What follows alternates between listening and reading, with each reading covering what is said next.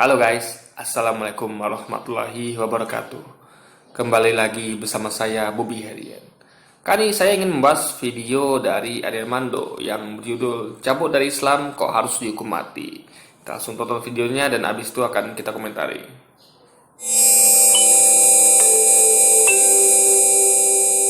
Video ini hanya untuk mereka yang punya logika.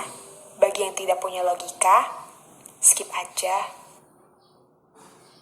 Ada yang marah, ada yang baper ketika saya membela Kak Cut Fitri Handayani. Fitri Handayani ini adalah seorang perempuan Aceh yang memilih untuk pindah agama dari Islam menjadi... Sebelum ini saya potong dulu guys ya.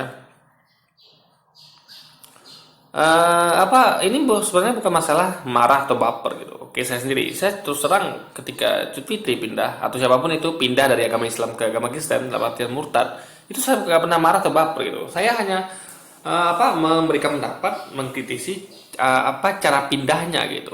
Ya, masalah pindahnya nggak masalah, silakan. Tapi cara pindahnya nih guys gitu, itu yang kita kritisi. Dan ini agar menjadi, saya buat konten seperti ini nih agar menjadi pelajaran bagi yang lain, ya kan? Sekaligus memberikan memberitahu bagaimana cara pindah agama yang benar gitu. Jadi nggak masalah asal pindah gitu kan. Oh, saya yakin dengan agama ini, saya pindah. Bagaimana tingkat keyakinannya? Apakah bisa dibenarkan atau tidak? Nah, itu yang mau saya bahas dan kasih pelajaran agar orang itu nggak gampang pindah agama tanpa ilmu tentunya. Kita inginnya sih orang itu pindah agama tuh dengan ilmu, sehingga keyakinan itu bukan keyakinan yang buta, bukan iman yang buta, bukan percaya yang buta, tapi percaya yang berdasarkan ilmu gitu. Makanya itu saya sering saya berusaha untuk selalu mengkritisi cara pindah yang menurut saya itu tidak pakai ilmu itu. Nah, jadi saya menilai dari berbagai macam sumber, semua yang informasi yang masuk ke saya gitu, yang saya dengar gitu kan, yang saya lihat, meskipun saya tidak melakukan investigasi langsung gitu kan, karena keterbatasan waktu dan tentu juga ya sumber daya atau resources itu. Jadi tapi beda dengan Armando. Armando itu dia tidak melihat dari segala sudut pandang. Dia hanya sudut pandangnya sempit, dangkal gitu. Jadi dia menilai bagaimana PT ini masuk ke pindah ke agama Kristen segitu saja. Dia tidak melihat pernyataan dari orang-orang gitu, baik dari pihak keluarga Fitri atau orang-orang yang kenal dengan dia atau dari pihak Fitri sendiri gitu. Mungkin dia dari pihak Fitri cuman dari klarifikasi si Fitri aja. Tapi kalau saya tidak, saya berusaha untuk objektif dan saya dengarkan semua pendapat orang. Nah, meskipun tentu semuanya kembali kepada Allah saja yang tahu. Walam bisawab gitu kan. Tapi tetap kita harus berusaha untuk objektif dan mendengarkan semua pendapat orang-orang gitu. Jadi nggak dangkal hanya dapat dari klarifikasi Fitri. Karena terus terang ya, klarifikasi Fitri itu belum tentu bisa dipercaya gitu, kan? Karena kita juga nggak bisa membuktikan dia. Kita harus lihat dari berbagai sudut pandang gitu, ngambil semuanya dan mengolahnya di data gitu. Itu baru namanya bijaksana dan fair, bukan hanya mendengarkan pendapat dari klarifikasi Fitri aja guys. Kristen dan sekarang menetap di Medan. Gara-gara pilihannya itu dia diserang, dipersekusi, kedua anaknya itu direbut dari dirinya oleh keluarganya, dan keluarganya juga mengancam dia dan memaksa dia untuk pulang ke Aceh dan kembali menjadi muslim. Saya membela Fitri karena menurut saya di Indonesia ini, tapi juga di Islam, sebetulnya adalah hak setiap manusia untuk pindah agama, sesuai dengan hati nuraninya. Tidak ada hak orang lain untuk memaksa orang untuk pindah agama atau kembali ke agama asalnya. Saya juga mengkritik orang-orang yang memaki-maki Fitri hanya karena dia pindah agama dan menganggap bahwa itu nggak adil, karena seringkali kita kalau ada orang yang masuk ke agama kita sambut, kita elu-elukan, tapi ketika ada orang pindah agama lain, kemudian kita marah-marah sama orang tersebut seolah-olah dia melakukan kejahatan yang luar biasa. Nah, pendapat saya ini diserang, ya. Ada yang mengatakan beragama memang begitu, ya. Senang kalau ada orang baru di agamanya dan sedih, marah kalau ada yang pindah ke agama orang lain. Saya nggak terima argumen itu. Kata siapa ya? Apa saya harus gembira gitu kalau ada orang masuk ke Islam ya? Kenapa saya harus gembira dan kenapa saya harus senang kalau misalnya jumlah umat Islam di dunia ini bertambah? Memang kalau jumlah umat Islam itu bertambah, itu menunjukkan bahwa agama Islam lain benar dan agama yang lain yang salah. Saya potong dulu ya, saya lupa guys. Gini, yang diucapkan ada mana itu ada benar dan ada salahnya. Benar di mana ya? Memang benar, kita tidak boleh memaksa orang lain pindah untuk masuk ke agama kita, nggak boleh ya. Kita juga memang juga benar kalau dengan orang pindah agama itu belum tentu membuktikan agama yang lama itu salah dan yang baru itu benar gitu, nggak juga. Nah, jadi intinya adalah gini guys. Kenapa kita harus senang kalau ada orang masuk agama kita? Gini, dalam Islam tuh semuanya bersaudara, ya. Persaudaraan dalam Islam itu bahkan lebih kuat daripada persaudaraan sesama keluarga. Misalnya atau teman sekalipun atau saudara gitu. Islam itu adalah seperti satu bagian tubuh ya. Kalau bagian tubuh satu sakit, yang lain akan merasakan semua. Jadi Islam itu seperti persaudaraan. Jadi nggak penting Anda itu bule atau kulit hitam atau suku dan manapun itu, kalau Anda saudara muslim, maka kita bersaudara sesama muslim. Jadi persaudaraan sangat kuat gitu. Jadi persaudaraan muslim itu ya lebih kuat atau mungkin sama kuat dengan Anda dengan anak kandung Anda, atau Anda dengan dengan anak kandung Anda lah gitu. Jadi kuat sekali persaudaraan itu. Jadi ketika ada yang masuk ke Islam menjadi mualaf, itu kita sangat senang sekali karena bertambahnya saudara kita. Sama kayak kita sama tipe pesan orang itu yang punya istrinya melahirkan anak gitu, bertambah lagi bayi baru, tambah lagi saudara baru gitu. Nah itu makanya ada yang harus paham itu. Persaudaraan dalam Islam itu sangat kuat sekali. Kita bahagia, kita senang kalau bertambahnya saudara kita, bertambahnya saudara itu membuat kita bahagia. Kita senang ada bertambah saudara. Jadi masuk Islam itu bukan sekedar masuk Islam saja, tapi dia menjadi bagian dari saudara kita. Bertambah saudara baru kita. Nah, itu ada yang nggak paham itu. Nah, lalu mengenai Idul Fitri, gini ya guys. Saya katakan, kita nggak pernah marah kok kalau dia pindah agama Kristen. Itu silakan, itu hadiah gitu. Cuman yang saya dengar ya, gini guys, ada masalah yang kompleks di sini.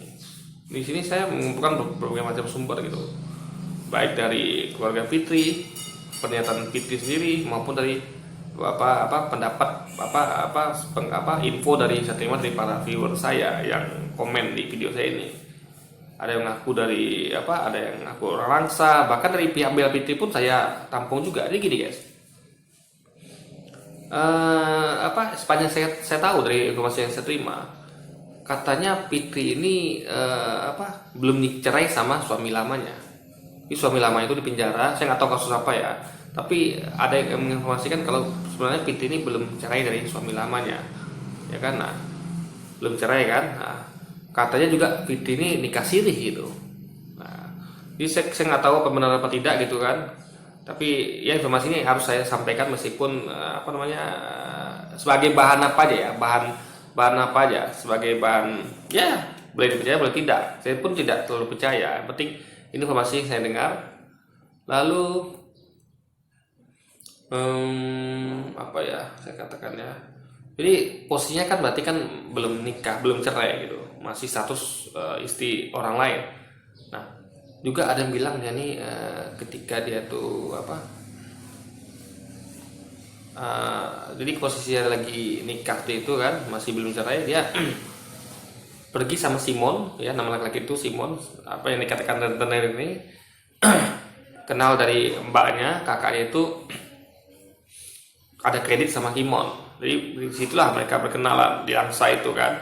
Lalu dia diajak ke Medan, dijanjikan tempat tinggal sama sama modal usaha gitu, ya kan, dikasih tempat tinggal. Tapi faktanya bukan dikasih tempat tinggal, tapi disewakan, dikontrakan tempat gitu. Di tempat itu bukan dikasih, tapi dikontrakkan gitu kan. Jadi berupa kontrakan itu. Lalu Dan dia itu posisinya katanya lagi hamil. Saya nggak tahu ini benar apa tidak ya. Lagi hamil apa sama si Simon itu, gitu kan.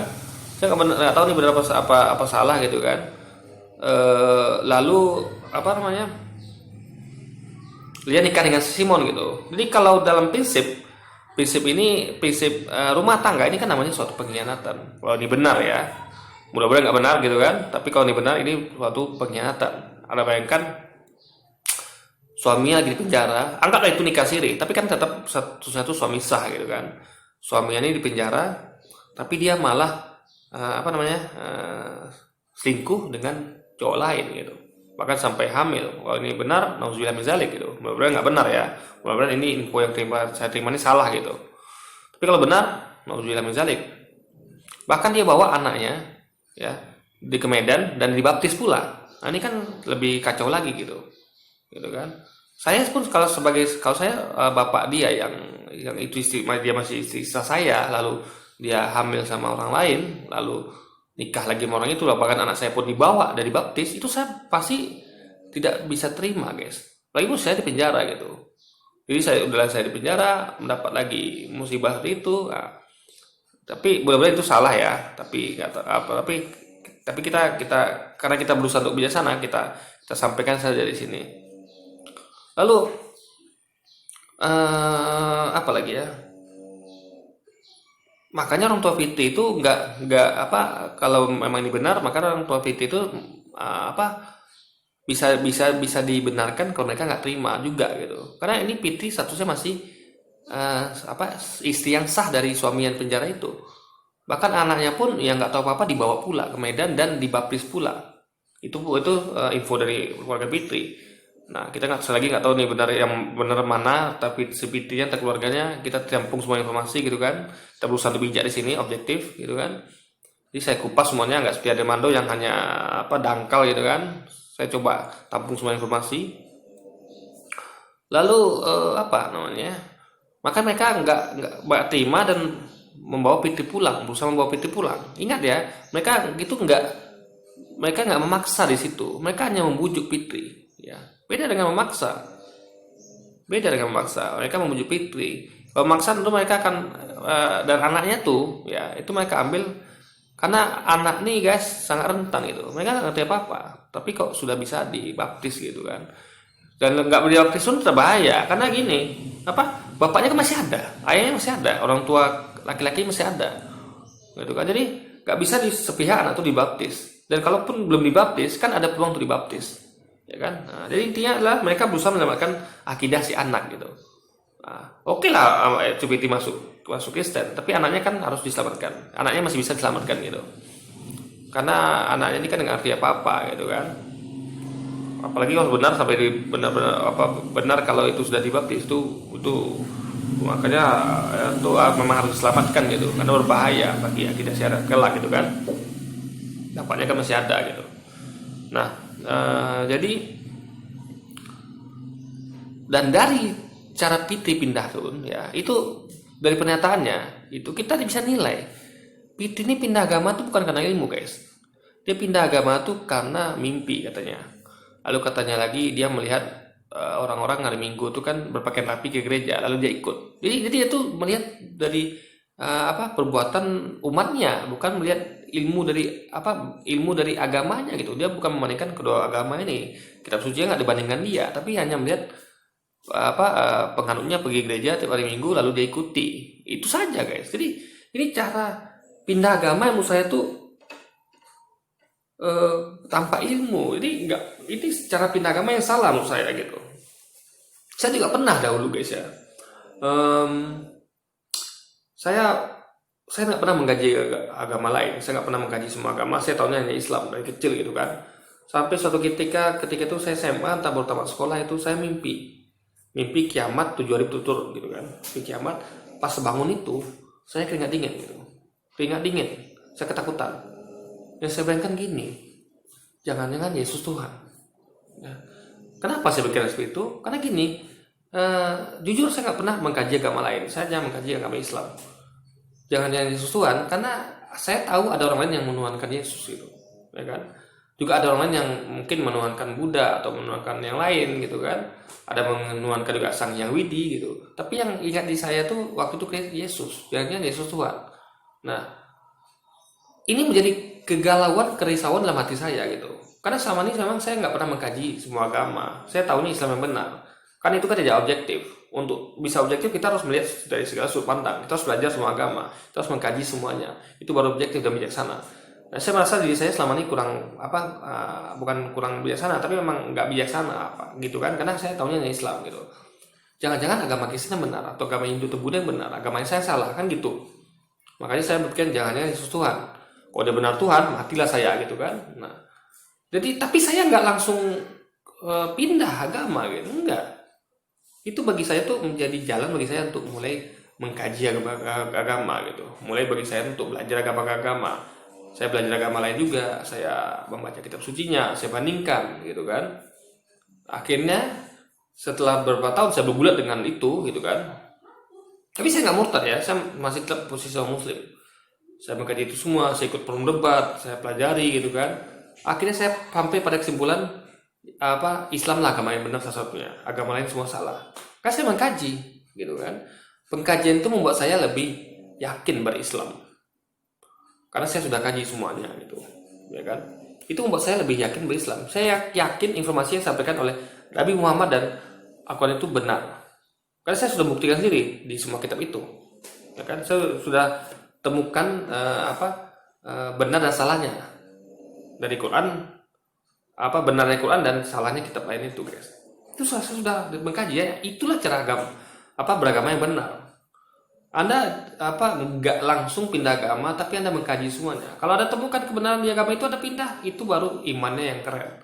Iman yang tidak iman itu kan artinya percaya.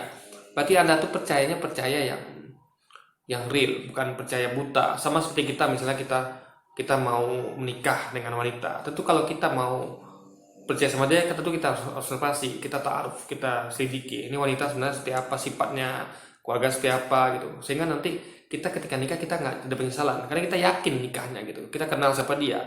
Makan ada pepatah kalau kenal nggak sayang gitu. Makanya semua terus kita kenal dengan cara kita observasi, kita kaji ini wanitanya bagaimana gitu. Sama kayak agama seperti itu, kita kaji, kita lihat kitab sucinya, kita pelajari gitu kan, benar nggak ajarannya gitu, ya kan. Nah itu yang harus dilakukan. Nah PT tidak melakukan itu. Dan juga kemarin saya juga pernah kritisi sama Finan, dia juga tidak melakukan itu. Dia pindah agama itu karena dia kan baru masih muda, lalu dia udah jadi janda gitu kan, karena berbuat kelakuan buruk dari mantan suaminya tuh saya lupa waktu itu kisahnya bagaimana, agak lupa. Yang penting dia tuh merasa menerima kelakuan buruk dari mantan suaminya. Akhirnya dia galau gitu kan, kok merasa dia kok seperti ini gitu kan. Jadi dia nggak melihat ajaran Islamnya, dia melihat dari perbuatan umatnya. Lalu dia berkumpul dengan teman-temannya dari Kristen gitu. Nah teman-temannya dinilai baik gitu kan, dan teman-temannya tentu bisa juga ambil kesempatan karena kalau dia lagi galau, lagi bermasalah sama mantan suaminya, baru diceraikan gitu kan, tentu dia posisinya labil itu. Bukan orang yang bisa berpikir dengan jernih, rasional, karena masih terbawa emosi, terbawa perasaan. Akhirnya dia dan curhatnya pun diterima sama teman-teman ini, sehingga dia langsung pindah agama tanpa dia mengkaji agamanya seperti apa gitu, hanya karena simpati dari teman-temannya Kristennya gitu. Nah ini yang cara pindah yang salah menurut saya, makanya saya kritisi juga gitu. Nah yang bagus tuh ya, saya kasih contoh pindah tuh kayak Om Deddy Corbuzier, itu bagus dari pindah agamanya guys. Jadi dia sudah lama bergaul dengan teman-teman Islam ya, tapi bukan itu yang jadi sebab dia pindah. Dia bijaksana di sini. Dia juga mempelajari agamanya gitu. Dia belajar, dia membandingkan agama lama dengan agama barunya. Nah, jadi dia tuh sebenarnya sudah lama mau pindah, tapi saatnya belum tepat gitu kan. Dia masih belajar terus. Jadi dia tuh ada orang bahkan mengkritisi dia, Om Deddy kalau mau pindah agama tuh pindah dulu baru belajar. Tapi dia tidak. Dia belajar dulu baru pindah. Nah ini menurut saya keren guys. Dia belajar dulu, udah yakin baru pindah. Itu namanya yakin atau iman yang real, bukan buta, karena dia punya ilmu gitu kan, dia pindahnya karena ilmu. Nah itu yang kita puji, cara pindah itu. Maka saya pindahnya selama Pinan atau Zulkifli, bagi saya tuh nggak sebanding dengan pindahnya Om Deddy Corbuzier. Ya, apalah gunanya kuantitas? Yang penting kan kualitas. Jadi bagi saya pemindahan Deddy Corbuzier ke Islam itu perpindahan yang berkualitas karena pindah pakai ilmu. Tapi pemindahan Zulkifli sama Finan dan lainnya itu saya nggak tahu ya, lain itu pindah kenapa. Saya cuma tahunya yang dua ini. Mereka pindah tuh bukan dengan ilmu. Jadi perpindahan mereka itu adalah perpindahan secara kuantitas, bukan kualitas. Jadi saya lebih baik orang tuh pindah ke Islam tuh dengan ilmu daripada orang yang pindah Islam tuh hanya karena mimpi lah mereka, atau mereka melihat simpati dengan penganutnya gitu kan. Itu menurut saya cara pindah yang salah juga gitu. Yang benar tuh adalah Anda kaji agamanya, Anda kaji kitab sucinya, baru ada pindah dengan ilmu, itu baru pindahan yang keren gitu kan, yang benar gitu. Kan gak ada urusannya, kebenaran sebuah agama itu tidak ditentukan oleh jumlah orang yang memeluknya. Gak ada urusan mayoritas minoritas di sini. Tapi taruhlah kalaupun Anda misalnya gembira karena ada orang yang masuk ke agama Anda, tapi kan tetap gak ada alasan buat Anda untuk menyiksa orang yang pindah dari agama Anda. Alasan untuk menyiksa itu gak ada. Ya, yang menyiksa Zulkifli siapa ya? Pasal nggak ada yang menyiksa Zulkifli itu kan? Apa dia dipukul? Apa dia kan nggak ada gitu guys, nggak ada. Kalau masalah anak diambil tadi itu saya sudah sampaikan argumentasinya. Anaknya ini kan ada yang bilang dibaptis, sana pun tidak dibaptis kan berbahaya gitu. Bapaknya kan masih ada, ya kan? Kandung masih ada. Soalnya kan dipertemukan keduanya, ini anak bagaimana? Apakah ikut Anda atau ikut saya gitu? Apalagi posisi orang tuanya apa bapaknya di penjara, dan dengan kabar dia masih isi sah pula gitu. Dan dengan kabar juga ya, katanya Fitri ini hamil gitu kan, saya sampaikan tadi kan, dengan Simon gitu. Jadi kalau ini benar kan, auzubillah min zalik gitu. Makanya bisa dipahami kenapa orang tuanya mengambil anaknya Fitri gitu. Nah, untuk menyiksa kan tidak ada, ya kan? Nggak ada, hanya menyelamatkan akidah si anak. Karena dia masih punya ayah gitu, masih punya ayah kandung gitu kan. Jadi seharusnya kan tunggulah ayah kandungnya keluar dari penjara lalu kompromi. Ini anak siapa yang pelihara kan gitu intinya, ya kan? Ya intinya semua dimusyawarahkan, nggak bisa main ambil gitu aja. Ini kan makanya orang tuanya mengembalikan posisi anak itu ke tempat yang sebenarnya, yang posisi awal gitu. Ya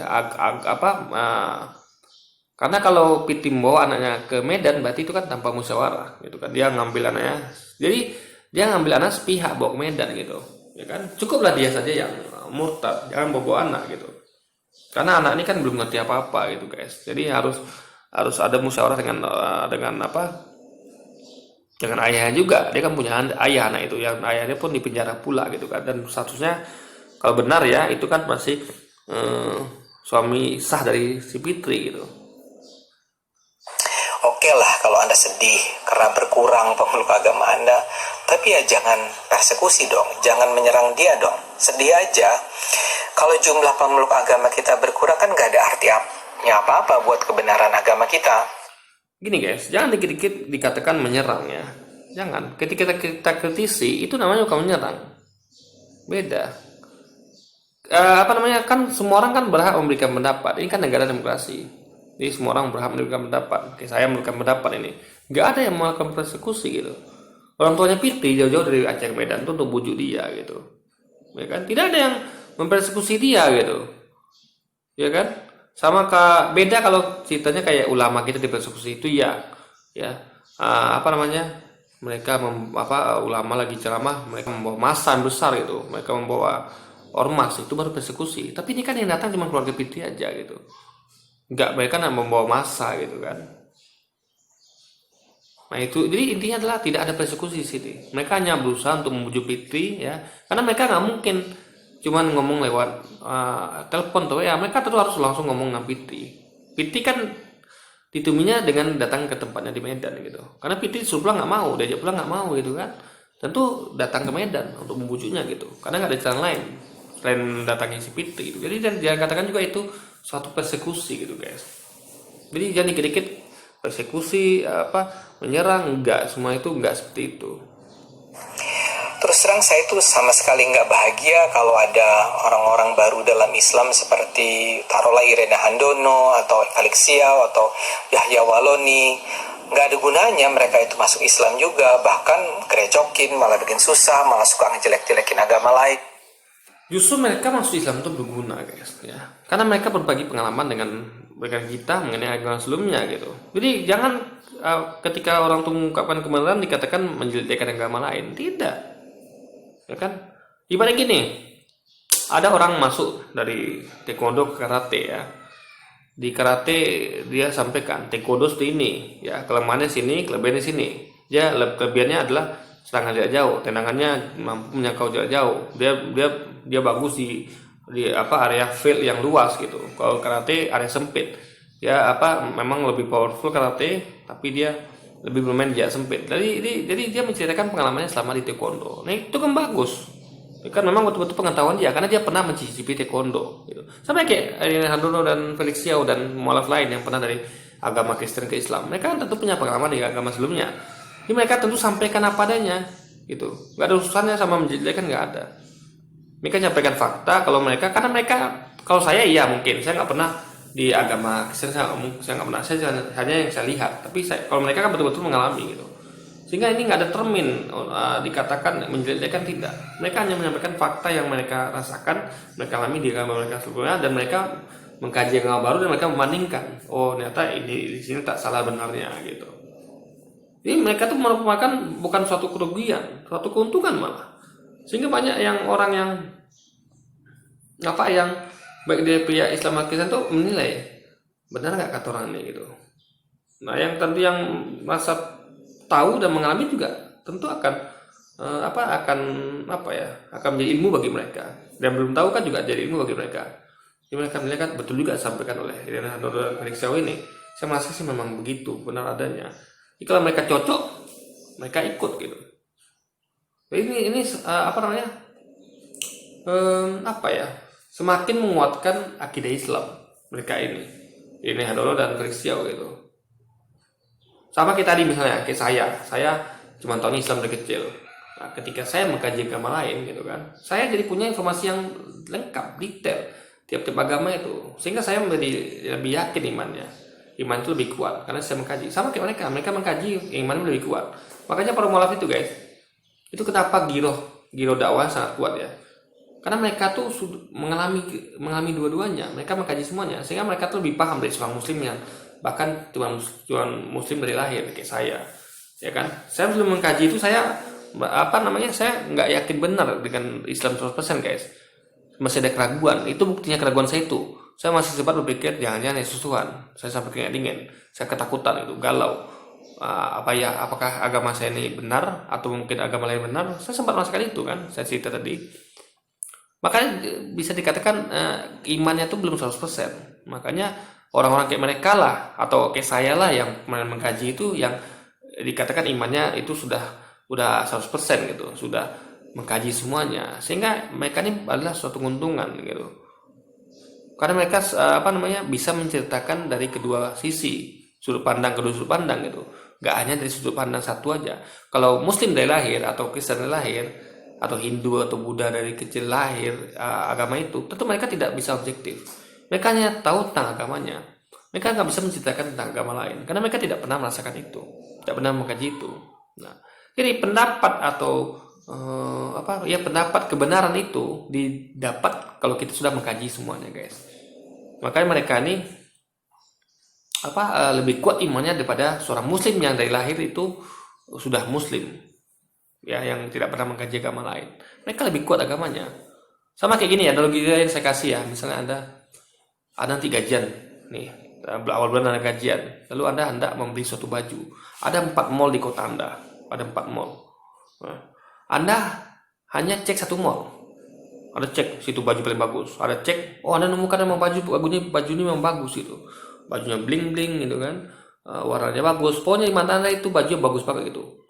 Nah, tapi Anda tidak cek 3 mall lain. Anda hanya tahu satu mall ini aja. Nah, ketika Anda gajian, Anda mau bayar baju ini, pasti ada keraguan di hati Anda. Walaupun Anda yakin nih bajunya betul-betul bagus. Kayaknya nggak mungkin deh ada baju lain di tempat lain yang tuh sebagus ini. Ini baju udah paten banget nih, udah keren banget. Tapi yakinlah saudaraku, pasti ada sedikit keraguan di hati Anda ketika Anda bayar baju ini karena Anda belum cek mall lainnya. Anda pasti berpikiran, walaupun secara sadar nggak sadar, jangan-jangan ada baju di depan ini yang lebih bagus dari baju ini. Meskipun Anda kayaknya yakin banget nih ini baju paling bagus. Gitu. Karena kenapa Anda belum cek yang lainnya? Nah, orang yang misal saya, kalau saya melakukan sebaliknya, saya cek semua baju di tempat lain, ya kan? Anggaplah saya temukan baju ini memang yang paling bagus. Tapi saya tetap cek mau lain itu. Rupanya saya temukan, oh ternyata ada baju yang lebih bagus pada baju itu. Nah, atau anggaplah baju ini memang yang paling bagus, bol lain nggak ada. Saya sudah cek itu. Nah, ketika saya bayar baju ini maupun baju yang saya temukan di tempat lain yang lebih bagus dari ini, seandainya ada gitu kan, saya yakin membayarnya dengan yakin 100%, yakin yang sempurna, iman yang sempurna, bukan iman buta. Kenapa? Saya yakin bayarnya karena saya sudah cek semuanya gitu. Gak mungkin lagi ada baju yang lebih bagus dari ini. Saya sudah cek semua mall gitu. Nah, itulah cara beli baju yang benar. Sama kayak cara pilih agama seperti itu. Cek semua agama, pelajari semua kitab sucinya, temukan kebenaran dan kesalahan dalamnya gitu. Bukan melihat dari penganutnya atau bukan melihat dari mimpi. Jadi seperti ini guys analoginya. Misal Anda beli baju tadi kan, Anda mimpi, oh ternyata baju di mall ini yang bagus. Lalu Anda beli gitu. Itu kan nggak benar nih apa cara membelinya gitu, cara memilihnya. Atau Anda misalnya lihat orang-orang ready pakai baju ini. Anda tanya, ini beli di mall mana? Beli di mall situ gitu kan. Jadi ini dari tren, orang banyak pakai gitu kan. Belum tentu itu baju yang paling bagus gitu. Ya kan, belum tentu. Karena ada hasilnya melihat orang-orang aja. Orang pakai baju ini lagi tren. Sementara mungkin selera Anda beda gitu, atau ada yang baju yang bagus bukan itu gitu kan. Atau mungkin mereka salah gitu kan. Karena bukan banyaknya orang yang pakai itu yang menentukan kebenaran. Dikatakan dari tadi, tapi kebenaran itu harus dilihat dari langsung dicek langsung gitu. Dari tiap-tiap agamanya, bukan melihat penganutnya. Nah, cara yang dilakukan Cupiti ini salah. Dia melihat penganut agamanya dan melihat dari mimpi gitu. Nah, jadi iman Cupiti ini enggak iman yang benar, guys. Atau iman dikatakan iman, bisa dikatakan sebagai iman buta gitu. Karena dia tidak mengecek dari ajaran agamanya dan kitab sucinya itu, guys. Ya, jadi saya nggak terima tuh kalau dikatakan bahwa sebetulnya mayoritas orang beragama memang bersikap seperti tadi itu, membenci kalau ada orang pindah agama dan membenci kalau ada, atau bahagia kalau ada yang masuk ke agama kita. Nggak ada yang benci, ya, nggak ada yang benci. Kalau saya pribadi saya nggak benci Fitri masuk ke Kristen, saya nggak benci dia. Saya hanya mengkritisi cara pindahnya agar menjadi pelajaran bagi yang lain, bagaimana cara pindah agama yang baik dan benar gitu, bukan seperti yang cara Fitri lakukan gitu. Ya, itu kan saya kan memberi pelajaran pada yang lain gitu, bukan saya memberi pelajaran bencilah Fitri. Enggak, saya nggak pernah ngomong gitu. Silakan Fitri masuk Kristen, silakan yang masuk Kristen silakan, atau masuk pindah agama silakan, murtad silakan. Tapi saya kritisi adalah hendaklah pindah agama itu dengan cara yang benar. Karena ini masalah agama ini sangat krusial guys ya. Ini menentukan akhirat kita nanti, apakah ada masuk surga atau neraka gitu. Jadi pindah agama ini bukan hal yang gampang, bukan hal yang remeh-temeh, bukan hal yang simple. Harus betul-betul harus betul-betul dikaji, harus betul-betul diseriusi, bukan hanya asal pindah gitu kan. Apalagi dengan iming-iming harta ataupun pria gitu. Ada nikah karena cinta gitu kan, nikah karena harta, itu tambah gak bagus lagi gitu. Ya kan, jadi itu kan masalah duniawi. Kita bicara ini bukan hanya masalah duniawi, tapi juga mengenai nasib kita di akhirat kelak gitu guys. Saya nggak terima tuh kalau ada yang mengatakan bahwa setiap pemeluk agama yang benar itu ya memang begitu sikapnya seharusnya. Jadi dia bermusuhan dengan pemeluk agama yang lain karena mereka menganggap bahwa agama mereka lah yang benar dan agama orang lain itu salah. Gak ada yang bermusuhan di sini ya, gak ada bermusuhan. Ada yang menurut saya terlalu lebay guys ya. Saya sendiri tidak pernah seperti itu. Saya agama yang benar salah itu suatu itu namanya prinsip. Seorang muslim harusnya punya prinsip meyakini agama yang benar dan agama lain salah. Begitu seorang Kristiani juga begitu. Seorang Kristiani, Hindu, Buddha haruslah meyakini agama mereka benar, agama lain salah. Itu namanya prinsip. Dan untuk itulah kita beragama. Kalau semua agama benar, makanya semua agama pasti akan bawa ke surga. Kan ini nggak mungkin gitu. Kalau gitu untuk apa saya beragama? Toh masuk Islam saya ke surga, Kristen saya ke surga. Untuk apa saya milih Islam gitu? Enggak. Kenapa saya pilih Islam? Karena hanya Islam lah yang mengantarkan saya ke surga, agama lain tidak. Nah begitu ya, soalnya prinsip yang dijunjung oleh agama lain gitu. Itu namanya keyakinan. Ya, hanya agama Anda yang benar dan membawa agama Anda ke surga. Itu prinsip namanya. Itu kalau Anda tidak seperti itu, makanya Anda bisa masuk ke pemikiran sekuler. Semua agama sama, padahal semua agama jelas beda. Karena semua Tuhannya aja beda gitu kan. Tuhannya Islam tuh Allah. Kristen tuh Tuhannya ada tiga Tritunggal itu, tiga dalam satu. Yesus Putra, Yesus Bapa dan Roh Kudus. Hindu mungkin lain lagi Tuhannya, Buddha pun lain lagi Tuhannya, dan syariat pun beda syariatnya gitu kan. Jadi intinya adalah semua agama tuh nggak sama. Ya, hanya satu agama yang benar, yaitu agama yang Anda yakini. Sehingga kalau ada yang pindah pasti dipersekusi. Itu data dari mana ya pernyataan semacam itu?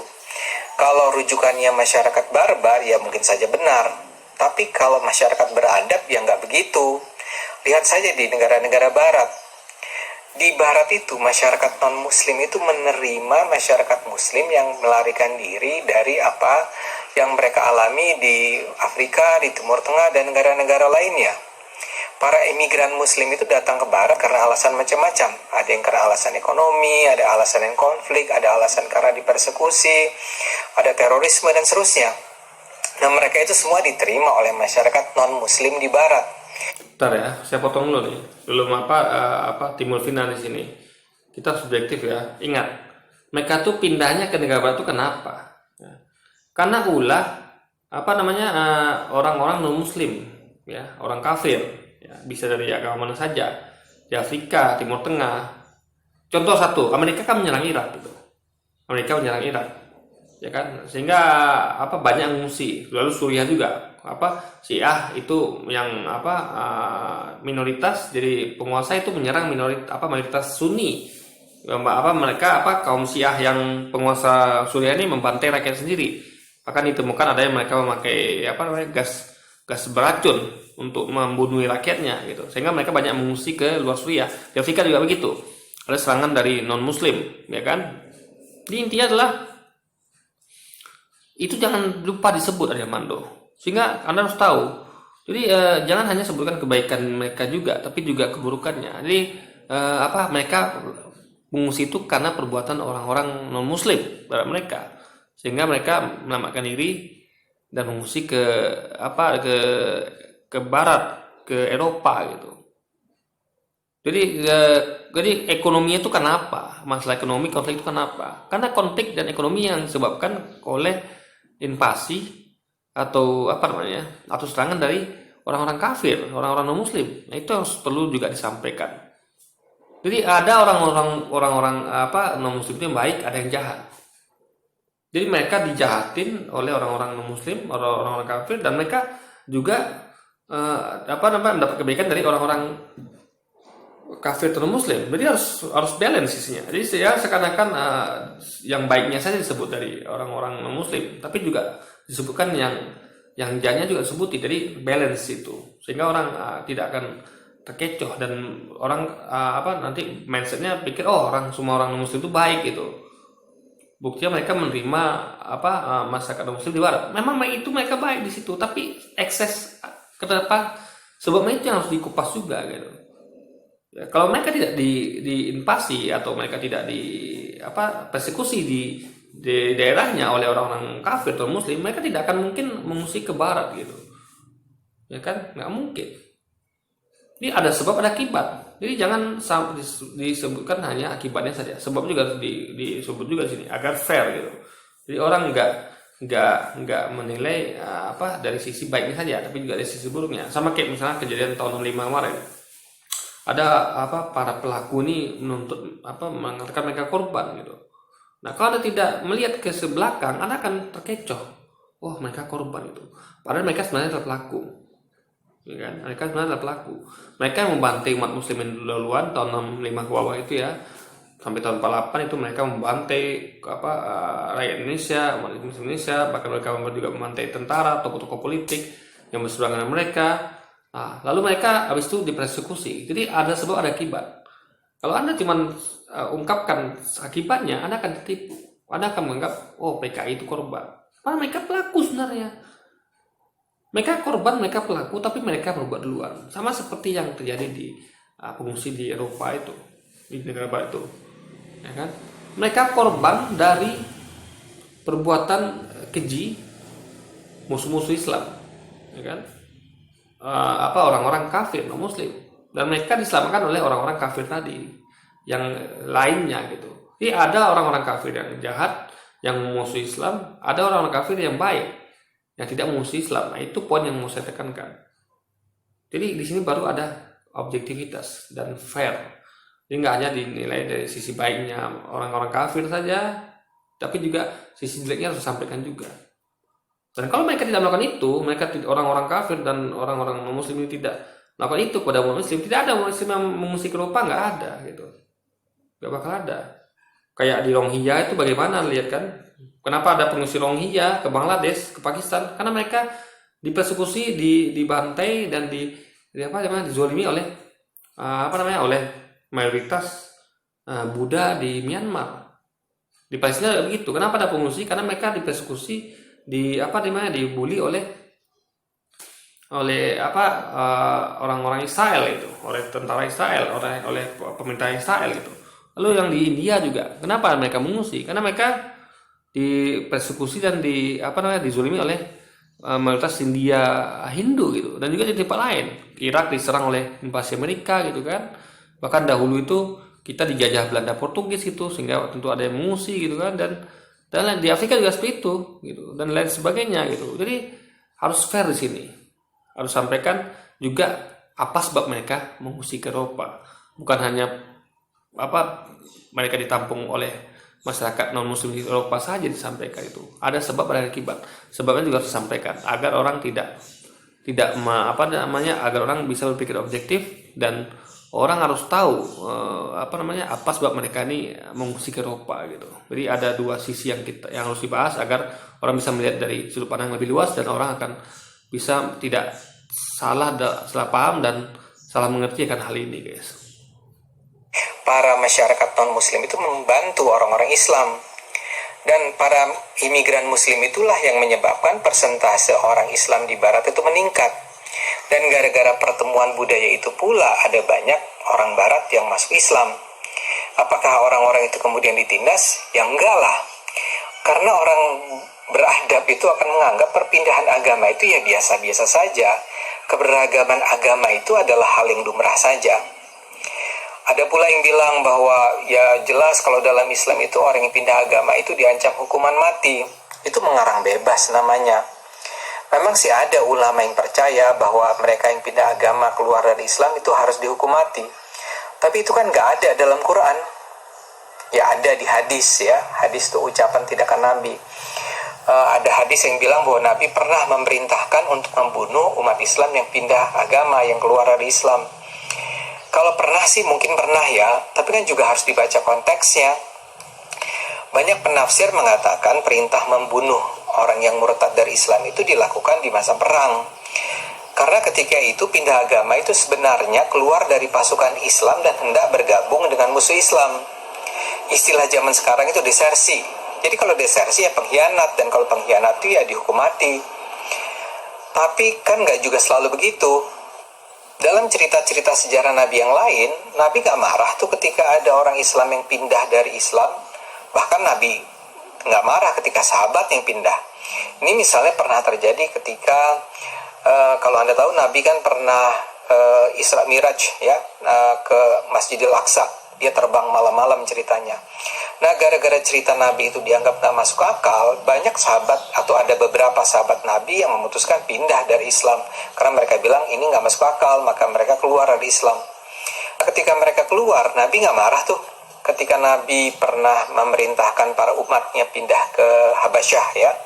Jadi ceritanya gara-gara Nabi dan umat Islam itu dipersekusi di Mekah, maka Nabi Muhammad memerintahkan agar umat Islam pindah ke Habasyah. Itu sebuah kerajaan yang dipimpin oleh seorang raja Nasrani.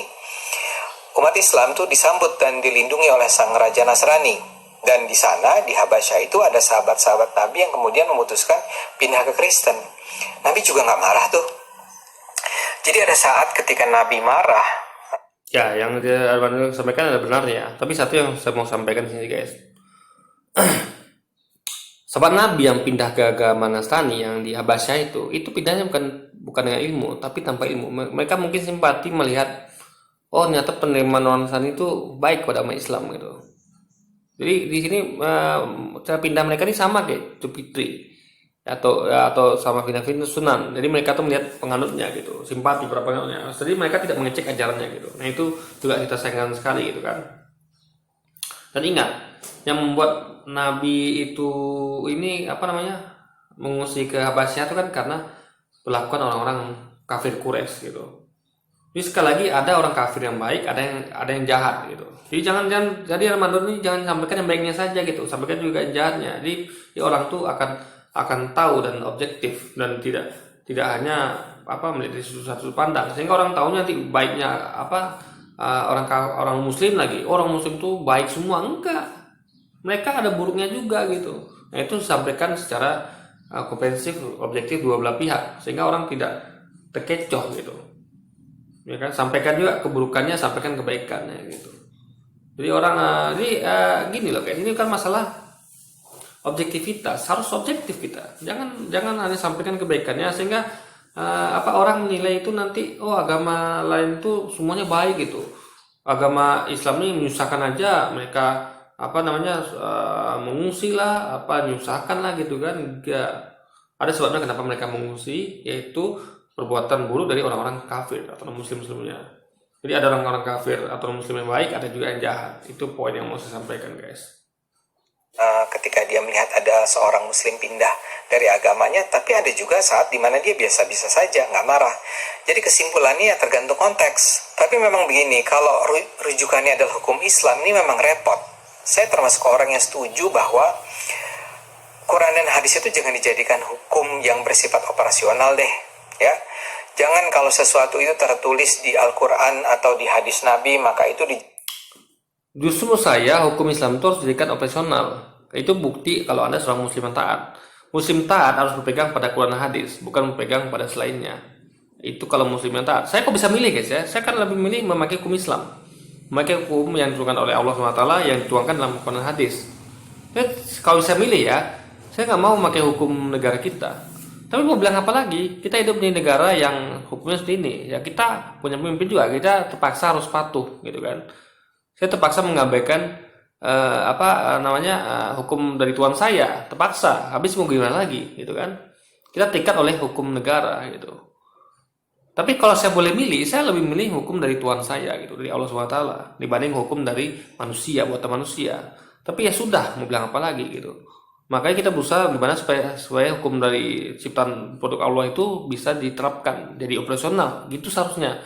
Meskipun belum bisa ya, kita ikuti dulu hukum dari manusia ini, buatan manusia ini. Karena logikanya adalah hukum dari Tuhan itu pasti hukum yang sempurna. Kan dia adalah yang maha sempurna. Manusia tidak maha sempurna. Manusia itu punya khilaf, salah, punya kelemahan. Sehingga hukum buatan manusia nggak bisa bandingkan dengan hukum buatan Tuhan Allah SWT. Tapi ya sudah, karena kita terikat kepada manusia, ya kan? Ya kita ikuti hukum buatan manusia ini, meskipun kita harus meyakini tetap buatan Allah itu sangat sempurna dan tidak ada lawannya. Ya, jadi soalnya hukum itulah yang dikatakan operasional. Tapi kita kan nggak mungkin memaksa, ya kan? Kita nggak mungkin memaksa hukum Tuhan itu diterapkan di dunia. Ya sudah, kita pakai hukum manusia, tapi tetap berusaha agar hukum Tuhan ini ditegakkan di muka bumi. Ini memang harus dijadikan hukum nasional. Ya, itulah usaha-usaha dakwah yang kita lakukan selama ini, guys. Karena kita yakin hukum itu adalah hukum yang sempurna karena Dia adalah yang maha sempurna. Jadikan hukum yang ketat untuk dijalankan saat ini. Ini kan banyak nih ayat-ayat Quran yang kalau diterapkan secara kaku sesuai dengan secara literal dari Al-Quran, maka hasilnya akan bermasalah. Ya, saya setuju itu. Ini maksudnya tuh bukan diterapkan secara literal gini guys. Harus nengok konteksnya. Seperti ada kata teman tadi, harus nengok konteksnya gitu. Jadi jangan salah tafsir gitu. Itu intinya. Jadi bukan hukum Quran, ingat ya, bukan hukum Qurannya yang salah, tapi penafsirannya salah gitu. Ingat tuh poinnya ya. Ya dalam ini jangan membuat seakan-akan hukumnya yang salah gitu. Enggak. Hukumnya benar. Tulisannya Al-Quran itu benar. Kayak disampaikan itu benar. Penafsirnya salah itu. Itu yang harus ada yang harus sampaikan. Jadi orang-orang akan tahu. Jadi jangan buat seakan-akan hukumnya yang salah gitu. Tulisan yang salah tidak. Hukumnya nggak pernah salah Quran itu. Yang salah adalah penafsirannya. Saja yang paling terkenal tuh barangkali adalah ayat Islam ayat Al-Quran yang menganjurkan para pria muslim untuk berpoligami, atau ayat yang mengizinkan pria muslim berhubungan seks dengan para budaknya, atau ayat yang memerintahkan orang umat Islam untuk memerangi kaum kafir. Itu semua jelas ada ayatnya, tapi itu juga nggak bisa diikuti plek-plekan kan? Karena semua ayat ada konteksnya. Dan ayat-ayat Quran itu diturunkan 14 abad yang lalu di kondisi yang jauh berbeda dari kondisi saat ini. Dan kalau ayat Quran saja tidak perlu kita ikuti secara kaku, apalagi hadis yang sebenarnya hanya merupakan rekaman ingatan orang-orang tentang. Ini bukan masalah kita ikuti secara kaku, tapi penafsiran, saya lagi ya, penafsirannya gitu. Kita tetap harus ikuti Quran, karena itu hukum buatan Allah yang maha sempurna, hukumnya tentu sempurna juga. Tapi kita harus nafsir secara benar. Jadi ini bukan ikuti secara kaku, bukan. Anda harus tafsir secara benar gitu. Jangan baca teks tapi nggak ngerti konteks, nggak ngerti dengan tafsiran gitu guys. Itu yang berbahaya. Makanya ada orang-orang yang melakukan bom diri karena mereka itu baca ayat itu mentah gitu. Mereka nggak mengkaji secara konteks dan asbabul nuzulnya gitu. Itu berbahaya. Makanya sekali lagi tetap Al-Quran itu dan hadis harus ditafsir sehingga Anda tidak akan tersesat. Jadi sekali lagi itu bukan ayat dan hadisnya yang salah ya, tapi penafsiran yang salah. Tentang apa yang dikatakan dan dilakukan Nabi secara tidak sistematis, dan itu hadis itu baru dikumpulkan sekitar puluhan atau ratusan tahun setelah Nabi wafat. Jadi kita abaikan saja yang namanya syariah misalnya, hukum Islam. Karena bagi saya Al-Quran dan juga kitab-kitab nggak bisa diabaikan guys, nggak bisa. Itu prinsip beragama namanya, prinsip hidup. Kita hidup itu taat pada Allah SWT, bukan taat pada pemimpin. Kalau pemimpin itu taat pada Allah dan perintah-perintahnya taat pada Allah, kita ikuti. Kalau dia tidak taat pada Allah dan dia tidak perintah-perintahnya, kebijakan tidak membuat kita taat pada Allah, kita jangan ikuti, kan begitu. Karena yang pemimpin kita semua ini kan sebenarnya adalah Allah SWT. Pemimpin itu adalah orang yang dikasih Allah amanah untuk memimpin kita. Kalau dia tidak mengikuti syariat Allah, kenapa kita ikuti? Gitu, itu seharusnya yang kita lakukan. Itu kalau kita mengaku sebagai orang yang beragama, orang yang memegang sila pertama Pancasila, ketuhanan Maha Esa. Ya, Allah itu yang maha tinggi, dia yang segalanya. Apa yang dikatakan selalu benar, ya. Pemimpin bisa salah karena dia cuma manusia biasa, bisa khilaf gitu. Allah tak pernah khilaf, Allah nggak pernah salah. Makanya mengikuti hukum Allah itu yang utama dibandingkan mengikuti hukum manusia. Itu kalau logika Anda benar. Suci agama lain itu sebetulnya adalah sekedar buku rujukan hukum atau sumber hukum, tapi bukan kitab hukum yang operasional. Itu salah guys ya, salah. Soalnya itu jadikan kitab hukum yang operasional. Ya, kenapa? Karena Allah itu Tuhan itu yang maha sempurna, manusia tidak sempurna. Hukum yang dibuat manusia itu guys, ini manusia berhukum nih, misalnya ada namanya kitab umum, hukum pidana gitu kan, itu kan hasil dari pikiran manusia. Nah, yang menciptakan pikiran manusia ini siapa? Otak manusia ini siapa menciptakan? Allah SWT. Ya kan, Allah yang menciptakan itu semua, Allah yang maha tahu gitu. Jadi kitab hukum yang personal itu seharusnya adalah Quran dan hadis, ya kan, tentu dengan tafsiran benar gitu, bukan tafsiran yang asal-asalan. Nah, semua hukum ini seharusnya bersumber dari situ, ya kan. Karena Allah yang maha tahu, dia menciptakan produk hukum yang sempurna. Manusia tuh tempatnya khilaf dan salah. Produk hukumnya pasti tidak sempurna dan banyak salahnya gitu. Karena hasil otak mereka Allah yang ciptakan gitu. Bagaimana mungkin mereka bisa mengalahkan Allah dalam membuat hukum itu kan suatu hal tidak logis guys. Kalau ada syariah yang nggak sesuai dengan akal kita dan kesepakatan kita sebagai bangsa sekarang ini, bukan syariahnya nggak sesuai dengan akal kita atau kesepakatan kita sebagai bangsa, ya. Tapi tafsir Anda yang salah, itu masalah di situ, ya. Kenapa akal Anda tuh nggak nerima itu? Karena Anda nafsirkan salah. Contoh, ayat perangi orang kafir dimanapun mereka ada. Kalau Anda nggak sampai akal Anda nggak baca teksnya, nggak baca konteksnya, nggak lihat tafsirnya, Anda akan mengira, perangi orang kafir dimanapun mereka berada, berarti boleh nih langsung ada perangi orang dimanapun mereka berada. Enggak gitu, itu ada konteksnya. Ini bukan akal anda yang nggak sanggup, bukan akal anda pak, bukan ayat itu yang salah karena nggak ada bisa akal gitu kan.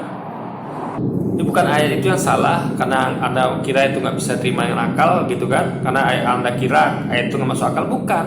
Tapi akal anda yang salah dalam menerjemahkan ayat ini gitu, dalam menafsir ayat ini, itu yang sebenarnya terjadi. Jadi selagi hukum syariat itu harus ditegakkan, ya. Jadi salahkanlah. Kenapa kalau anda tidak membaca konteksnya dan memahami tafsirnya? Jadi yang salah itu adalah akal anda, bukan ayat Qurannya. Sekali lagi, ya dikatakan ayat Quran ini nggak masuk akal gitu, lalu nggak usah terapkan. Bukan ayatnya nggak masuk akal. Akal anda yang tidak mencerna dengan baik ayat itu, tidak membaca konteksnya dan tidak membaca tafsirnya. Jadi sekali lagi yang salah bukan ayat Qurannya tapi akal anda. Ini ya kita nggak harus terapkan atau kita tinggalkan saja. Kita tunduk saja pada hukum yang berlaku di Indonesia. Nah, di Indonesia memilih agama adalah hak orang masing-masing. Pindah agama itu dilindungi.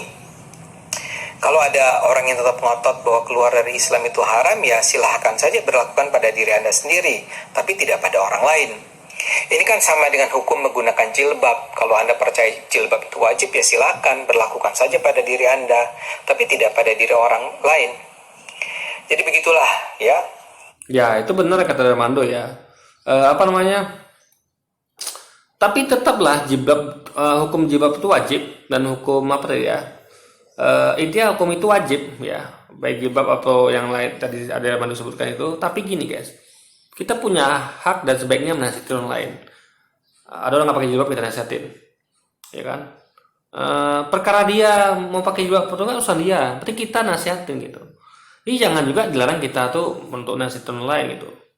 Jadi seakan-akan kita mau dibuat dibungkam nih, orang lain pakai jilbab ya udah biarin aja, itu nggak bisa. Kita punya hak untuk menasihati. Kita kan hidup saling menasihati. Oh kamu salah nih, ini yang benarnya. Itu namanya dakwah gitu. Itu namanya dakwah. Jadi tiap orang tuh malah punya kewajiban untuk berdakwah. Karena melihat satu yang salah, Anda wajib menasihati. Ya. Kalau Anda melihat satu maksiat, satu yang salah itu ya, iman yang paling kuat itu adalah Anda kalau bisa ubah dengan kekuatan. Kalau nggak bisa dengan lisan. Kalau nggak bisa minimal benci dalam hati.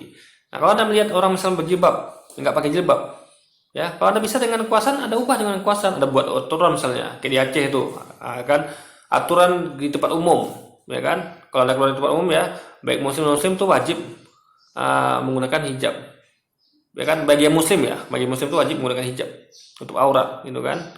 Minimal yang muslim pun menghargai dengan menutup aurat juga. Jadi hukum itu dipaksakan. Kan hukum itu kan bukan suatu yang salah juga. Misalnya kalau yang orang yang nggak pakai jilbab itu kan apa susah bagi mereka gitu, ya kan? Apa susahnya bagi mereka? Contoh kayak hukum memakai masker gitu kan? Ini lagi COVID nih misalnya, orang nggak penderita pun pakai masker juga gitu. Nah itu kan ada yang salah di situ, sama kayak pakai jilbab. Ketika dipaksa pakai jilbab gitu kan. Nah, itu ada hukum setempat yang hukum syariah namanya kan memaksa seperti itu. Untuk tiap muslim itu wajib berjilbab kalau ketika keluar rumah. Itu kan tidak merugikan mereka, itu tidak ada yang dirugikan di sini. Kecuali kalau misalnya mereka dipaksa untuk ngutang, atau mereka dipaksa untuk bayar sesuatu, atau mereka dipaksa untuk melakukan maksiat, itu baru salah. Tapi kan mereka dipaksa untuk berbuat kebaikan, kan tahu untuk diri mereka sendiri juga gitu, akan menjaga mereka dari laki-laki iseng, laki-laki yang kita nggak pernah tahu guys. Di dunia ini ada banyak laki-laki yang nafsunya kelewatan gitu ya, makanya nenek pun diperkosa gitu kan. Itu kan untuk menyelamatkan mereka juga gitu.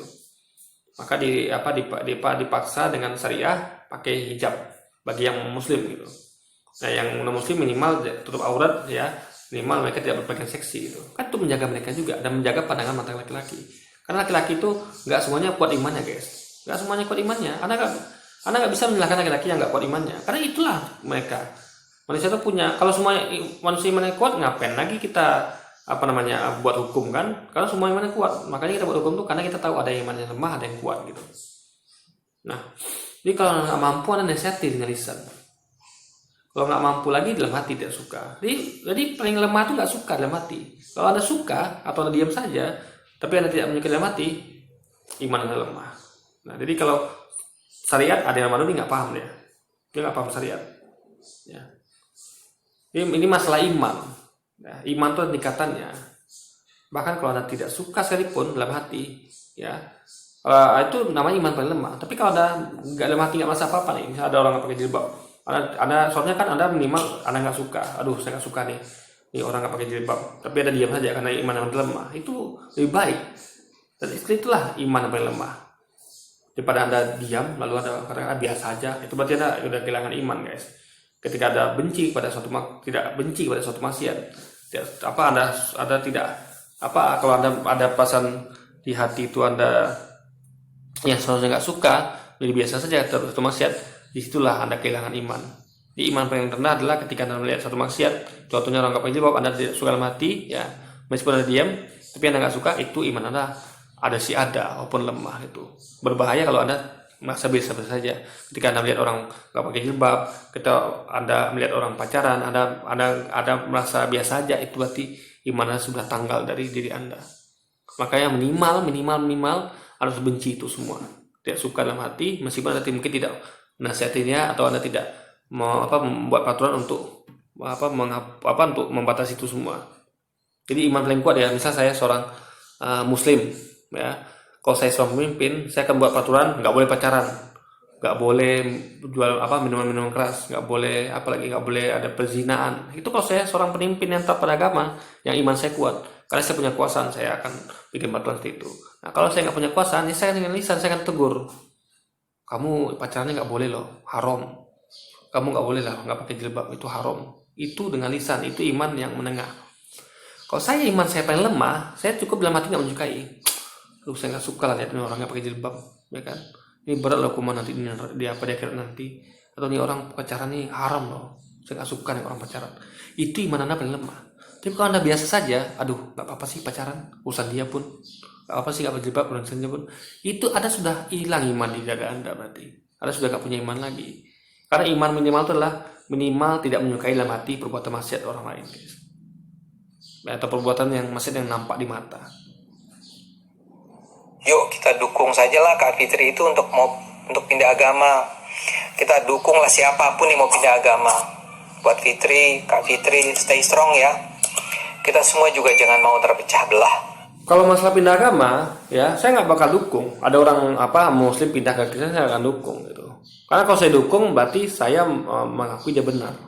Ingat ya, kalau kita dukung seorang pindah agama, itu kita berarti mengakui dia benar. Kita nggak boleh dukung mereka gitu. Ya, kita juga nggak boleh dukung, kita juga nggak boleh bully mereka. Ingat, nggak boleh dukung, nggak boleh bully. Tapi kalau kayak saya menyampaikan komentar, sudut pandang itu boleh. Karena saya menyesalkan pindahnya karena itu. Tapi saya nggak bully dia, silakan dia pindah agama. Tapi saya tetap harus kritis terhadap cara pindahnya gitu. Jadi jangan katakan ini membuli, guys. Enggak, sama sekali nggak membuli. Ini harga dari pelajaran bagi yang lain. Kalau pindah agama itu haruslah memakai cara-cara yang benar, jangan cara-cara yang salah. Sehingga nanti Anda iman Anda itu bukan iman yang benar, tapi iman yang buta. Nah itu yang mau kita sampaikan di sini. Ya. Jadi kalau saya pribadi saya nggak akan dukung orang pindah dari agama, dari keluarga Islam, saya nggak akan dukung. Itu berarti saya menyetujui kebenaran yang mereka yakini sebagai kebenaran. Tidak, mereka tidak benar. Ya, agama yang mereka masuki itu salah. Agama salah yang benar. Inilah prinsip seorang beragama yang benar yang harus dijunjung tinggi. Anda harus hidup punya prinsip, guys. Ya, Anda itu harus punya prinsip. Jangan mau labil, jangan mau pelin-pelan. Oh, semua agama sama. Tidak. Untuk apa Anda beragama? Kalau Anda anggap semua agama sama, Anda hanya agamanya benar, agama lain salah. Itulah prinsip orang beragama. Dan itu tidak memecah belah. Tidak. Orang berprinsip itu nggak bisa dikatakan memecah belah. Nggak bisa. Ketika saya nggak dukung PT atau yang lain pindah agama, ya, karena saya yakin agama saya benar, agama yang mereka pindah itu salah. Itu masalah prinsip. Nggak ada hubungan sama memecah belah bangsa, nggak ada. Sekali lagi nggak ada. Nah, itu bukan hal yang memecah belah bangsa. Memecah belah bangsa itu adalah misalnya menjelekkan agama lain dalam artian ya, menjelekkan beda ya dengan menyampaikan kebenaran. Saya bisa katakan agama Kristen salah, itu boleh, itu prinsip agama. Tapi saya nggak boleh katakan agama Kristen itu yang nggak sesuai fakta. Misalnya agama Kristen itu apalah misalnya, itu baru nggak boleh gitu. Tapi kalau sama menyampaikan kebenaran dan itu bisa ditanggungjawabkan dan itu ada argumentasi yang kuat, itu namanya prinsip kebenaran. Oke guys, jadi mungkin sekian dulu video kita kali ini. Sampai jumpa lagi di video-video selanjutnya. Wassalamualaikum warahmatullahi wabarakatuh.